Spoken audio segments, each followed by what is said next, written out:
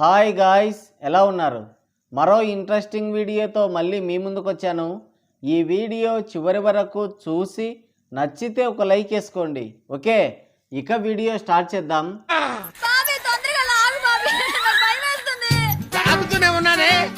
ఎవరి కొంప తీయుటకు ఈ జంగం వేషం అని అడుగుతున్నారు మన ట్రేడ్ పండితులు. రీసెంట్గా మన భూలోక స్టార్ శరణమన్నయ్య నటించిన మరో కళాఖండం పెద్ది నుంచి టీజర్ రిలీజ్ చేశారన్న సంగతి మీకు తెలిసి ఉండదులే. గ్యాసు పెట్రోల్ కంటే వీళ్ళ బాధే ఎక్కువైంది. బాబు దెబ్బకి అంతా అతలాకుతలం అవుతుంటే అంతలోనే భూలోకం అన్నయ్య ఎంట్రీ ఇచ్చాడు. ఇదే లైన్లో రేపు చిరంజీవి భస్మంబర కూడా ఉంది. ఆ కళాఖండం నుంచి కూడా ఒక టీజర్ వదులుదామనుకున్నారంట. కానీ శరణమన్నయ్య విస్ఫోటనం అడ్డొచ్చి ఆగిపోయారంట. ఈత వచ్చినప్పుడు లోతుతో పనేముంది? అయినా ఆ దరిద్రానికి ప్రతిసారి శరణమన్నయ్య అడ్డం వస్తున్నాడా? పోయిన సంక్రాంతికి ఇలాగే చెప్పారు. ఒకేసారి 2 ఇండస్ట్రీ హిట్లు అంత మంచిది కాదని భస్మంబరని వాయిదా వేసి గేమ్ డేంజర్కి దారి ఇచ్చామన్నారు.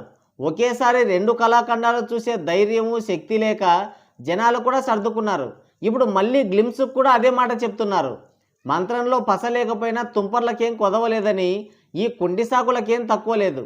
సరే, మొత్తానికి పాపగొట్టం, గేమ్ డేంజర్ లాంటి అద్భుత కళాఖండాల తర్వాత శరణమన్నయ్య పెద్ది సినిమాతో వస్తున్నాడు. గేమ్ డేంజర్ దెబ్బకి భూగోళ స్టార్ అనే ట్యాగ్ పీకేసుకోవాల్సి వచ్చింది.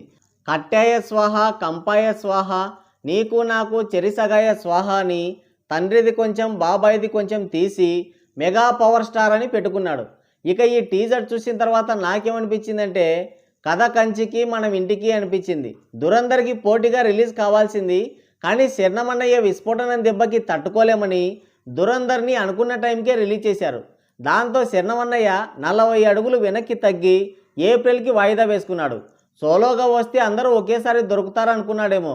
ఈ టీజర్ చూస్తుంటే సల్మాన్ ఖాన్ అంగుళం నటించిన సుల్తాన్ సినిమాలాగా కనిపిస్తుంది. ఒక అమ్మాయి ప్రేమ కోసం సల్మాన్ ఖాన్ అంగుళం కుస్తీలాడి WWW ఫైటర్గా ఎదుగుతాడు. ఇది కూడా సేమ్ అలాగే కనిపిస్తుంది. ఈ స్టోరీ ముందుగా ఎన్టీఆర్ దగ్గరికి వెళ్ళింది.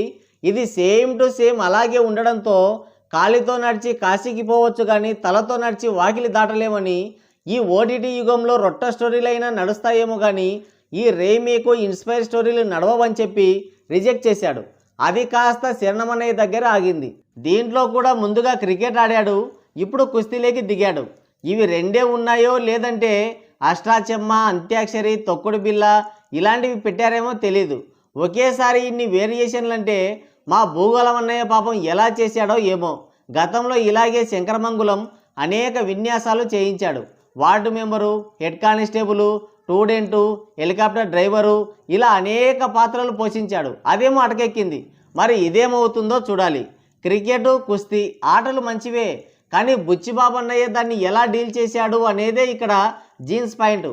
కాశీలో కన్ను మూసినా రాని పుణ్యం కాళహస్తిలో కాలు పెడితే వస్తుంది. అలాగే స్టోరీ రొటీన్ అయినా కూడా, రొట్ట అయినా కూడా hero acting, director screen play సినిమాని నిలబెడతాయి. బుచ్చిబాబు ట్రాక్ రికార్డ్ చూస్తే చేసింది ఒకే ఒక సినిమా, అది కూడా అదృష్టం కొద్దీ హిట్ అయింది. నిజంగా చెప్తున్నాను, సెకండ్ హాఫ్ అయితే తేలిపోయింది. హీరోది మిస్ అయిన తర్వాత సినిమాలో ఏదో మిస్ అయిందే అన్న ఫీలింగ్ వచ్చింది. రెండో సినిమాకే శరణమన్నయ్యతో సినిమా చేస్తున్నాడు. చేతిలో సినిమా లేక ఓకే చేసి ఉంటాడేమో అని డౌటు. ఇక యాక్టింగ్ విషయానికి వస్తే శరణమన్నయ్య గేమ్ డేంజర్లో చేసిన దాంట్లో 50% మ్యాచ్ చేసినా చాలు, సినిమా నేరుగా అస్సాంలో ల్యాండ్ అవుతుంది. నిన్న రిలీజ్ చేసిన టీజర్లో కనిపించింది ఆ యాక్టింగే. చాలా పకడ్బందీగా కట్ చేశారు టీజర్ని. మొత్తం ఎలివేషన్లే. ఉత్తుత్తికి కూడా ఇలాగే కట్ చేశారు. మొన్న గేమ్ డేంజర్ ట్రైలర్ కూడా ఇంతే. ఆ ట్రైలర్ చూసి చాలామంది ఇండస్ట్రీ హిట్ అన్న వాళ్ళు కూడా ఉన్నారు. వాళ్ళు అనుకున్నట్టే ఇండస్ట్రీ హిట్ అయింది ఆ cinema.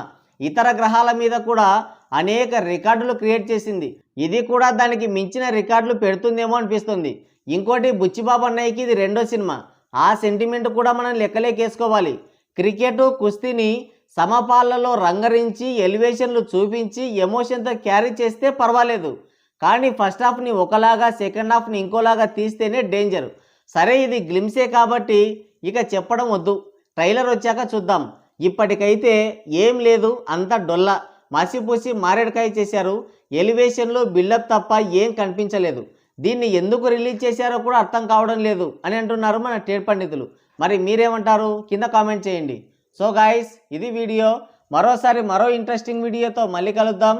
Thank you, take care, bye bye.